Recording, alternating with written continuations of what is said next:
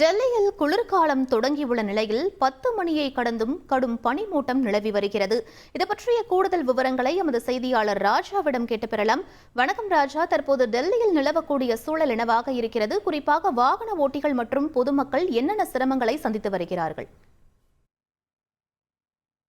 வணக்கம். தலைநகர் டெல்லியில் கடந்த 2 வாரங்களாக காற்று மாசு அதிகரிப்பு காரணமாக மக்கள் பெரும் சிரமத்தை எதிர்கொண்டிருந்தனர். இன்று முதல் குளிர்காலம் தலைநகர் டெல்லியில் தொடங்கியிருக்கிறது. நாம் தற்போது குடியரசுத் தலைவர் மாளிகை பகுதியில் உள்ள இந்த கடமை பகுதியில் இருக்கிறோம். நான் காட்டும் காட்சிகள் பாருங்கள்.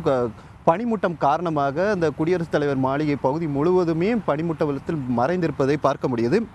இதே நிலைமை தான் டெல்லியில் உள்ள பல்வேறு பகுதிகளிலும் அண்டை மாநிலங்களும் இந்த குளிர்காலம் தற்போது தொடங்கி இருக்கிறது.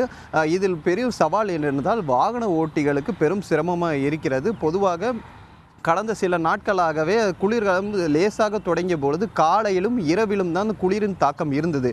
தற்போது இன்று முதல் முழுவதுமாக தொடங்கியதால் வாகன ஓட்டிகள் பெரும் சிரமமாக இருக்கிறது. அதேபோல் டெல்லியில் உள்ள விமான நிலையங்கள் மற்றும் ரயில் நிலையங்களுக்கும் அலர்ட் கொடுக்கப்பட்டிருக்கிறது. பொதுவாக இந்த பனிமூட்டம் காரணமாக இந்த ரயில் போக்குவரத்தும் மற்றும் விமான சேவையும் முற்றிலும் பாதிக்கப்படும். பனிமூட்டம் விளங்கிய பிறகுதான் பிற மாநிலங்களிலிருந்து வந்த ரயில்கள் டெல்லி அடையும். அதேபோல் விமானங்கள் புறப்படுவதிலும் வருகையிலும் சிரமம் ஏற்படுவதற்கான வாய்ப்புகள் இருப்பதனால் இவைகளும் இது அடுத்த கட்ட நடவடிக்கை மேற்கொள்வது குறித்தெல்லாம் அதிகாரிகள் ஆலோசித்து வருகிறார்கள்.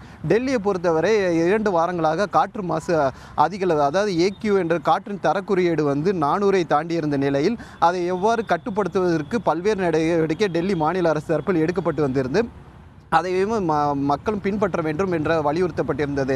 மேலும் தற்போது குளிர்காலம் தொடங்கியதால் காற்று மாசு அளவு 400 இன்று முதல் பல்வேறு பகுதிகளில் காற்று மாசின் தரக்குறியீடு 400ஐ தாண்டி இருக்கிறது. இதை மேலும் கட்டுப்படுத்துவது என அடுத்த 2 மாதங்களுக்கு குளிர் காலம்தான் இருப்பதும் சூழ்நிலையில் இதை எப்படி கட்டுப்படுத்துவது என்பது குறித்து டெல்லி மாநில அரசு தரப்பில் ஆலோசனை மேற்கொள்ளப்பட்டு வருகிறது. பல விவரங்களுக்கு நன்றி ராஜா.